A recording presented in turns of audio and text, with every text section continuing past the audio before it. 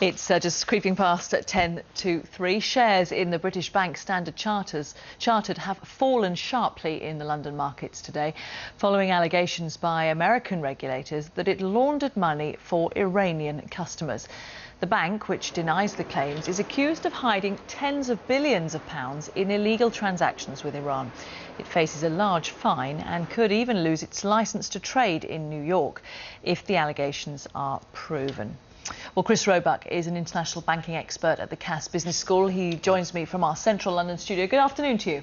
Good afternoon. There's an element of complexity to this, but just talk us through in simple terms what would constitute an illegal transaction as concerns Iran and this particular incident? Well, to keep it really simple, at that particular point in time, it was perfectly legal for banks in the majority of the world to do business with Iran.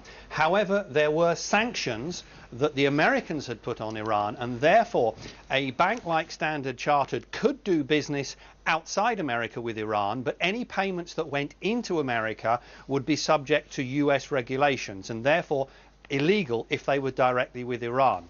What's effectively being said is that what's happened is that some of the payments that were put through America were actually could be traced back to Iran, and that Standard Chartered disguised the source of those payments deliberately. Standard Chartered is saying, no, that's not the case. They were payments that went via Iranian banks but were not illegal.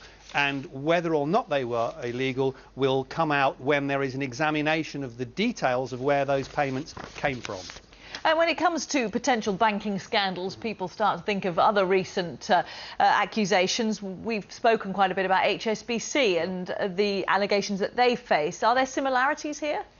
The similarities are that actually you have global banks, but across the world we have many legislative rules that are applied in different areas. You know, as I said, for example, now certain parts of the world can trade with Iran, but it's strictly illegal now with the EU and with America. So a bank that may operate globally may be able to legally do business, for example, maybe between India and Iran, but not between the US and Iran. And depending where their payments move around the world, they could find themselves doing something illegal. So there is a level of complexity here that really makes life difficult and costly for the banks. But if they get it wrong, they are in big trouble, particularly in America with aggressive regulators. OK, Chris, thank you very much. Chris Roebuck there from the Cass Business School.